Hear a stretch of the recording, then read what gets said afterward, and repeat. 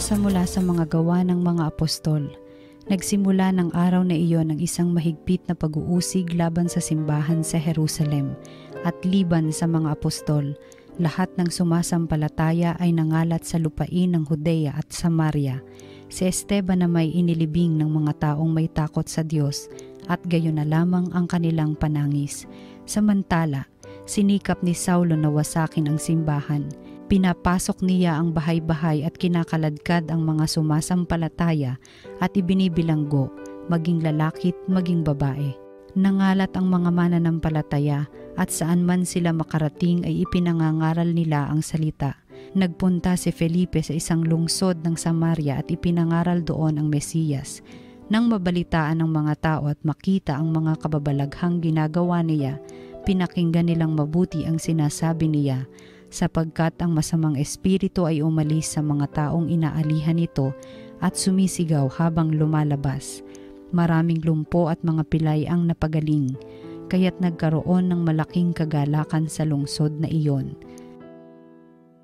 Ang salita ng Diyos.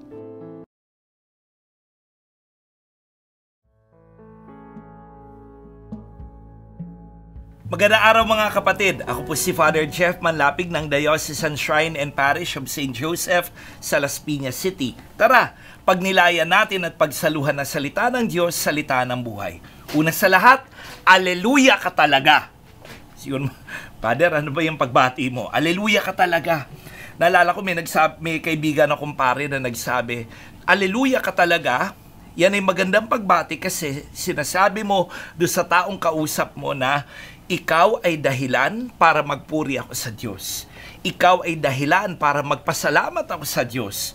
Ikaw ay dahilan para talaga makita ko na kumikilos pa rin ang Diyos sa ating buhay at may mga blessings pa rin na nag-uumapaw para sa araw-araw.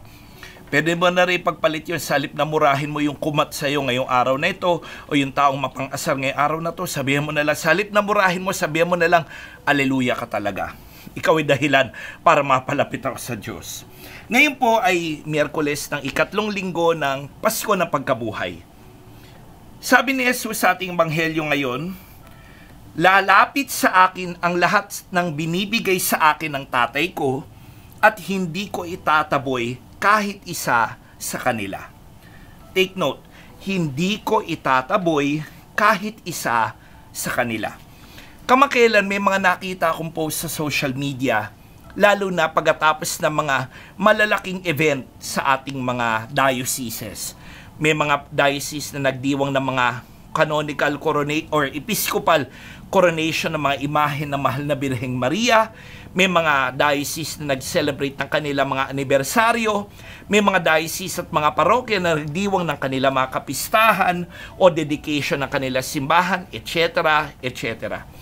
At tuwing may event na ganito, hindi ko maiwasang makita sa social media, may mga nagpo-post ng mga, sabihin na natin, komentaryo na sinasabi, bakit pag may malaking okasyon sa simbahan, yung mga VIP, yung mga mahahalagang tao, mga taong may mahalagang papel sa lipunan, sa simbahan, may reserve seat sila sa loob na simbahan.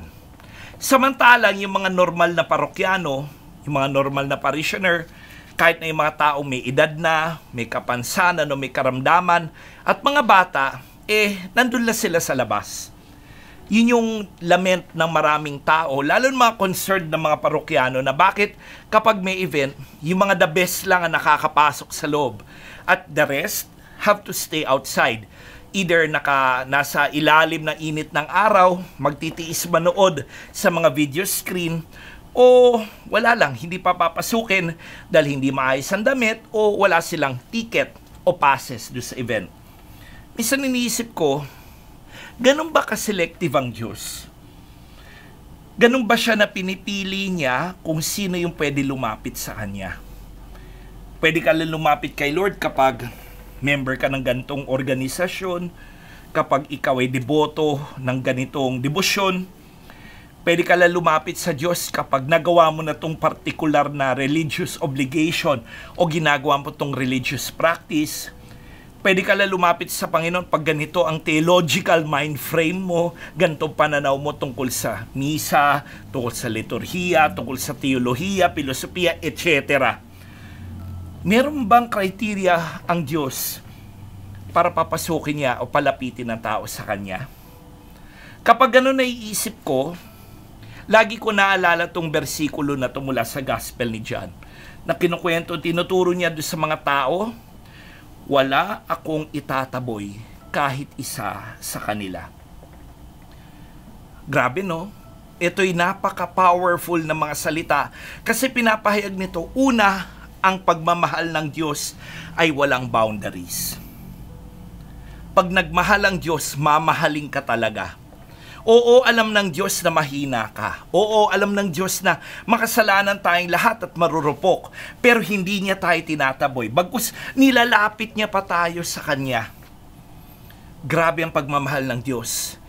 Walang harang, walang sagabal, no boundaries ang pagmamahal ng Diyos. Ikalawa, ang Diyos nilalapit tayo sa Kanya. I guess yan yung napakagandang nakikita ko sa debosyon natin sa banal na sakramento, lalo na sa adoration. Kapag si Lord nandun yung body of Christ, andun sa monstrance, pansin mo, nadadala yung puso natin. Hindi lang paningin natin hindi lang isip natin, kundi yung kalooban natin nalalapit sa Diyos. Nilalapit niya tayo sa Kanya. At kahit sino pwede niya ilapit sa Kanya. Hindi lang yung mga pare at mga religious, hindi lang yung mga tao sa kapangyarihan, hindi lang yung mayayaman at mga marurunong, kahit yung simpleng tao. May kapansanan, may sakit, hirap sa buhay, makasalanan, lahat nilalapit ng Diyos sa Kanya. At ikatlo, anong role natin bilang Kristiyano? Akayin ang kapwa papalapit sa Diyos. Hindi tayo dapat magsilbing sagabal.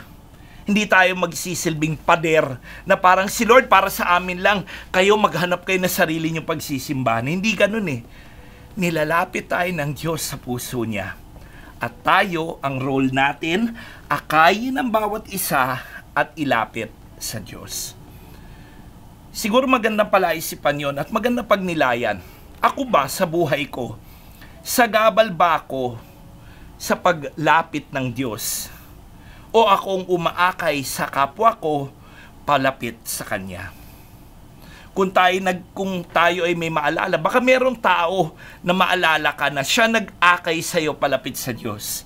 Ngayong araw na ito, pagpasalamat mo siya. Batiin mo siya, magpasalamat ka sa Kanya. Pero kung minsan, ikaw mismo, nararamdaman mo, nagisagabal ka, naway maging wake-up call to sa atin, na huwag tayo maging hadlang upang mapalapit ang ating kapwa sa Panginoon. Manalangin po tayo. Panginoong Jesus, sa iyong katawan at dugo, sinasabi mo sa amin na hindi mo itataboy ang lumalapit sa iyo.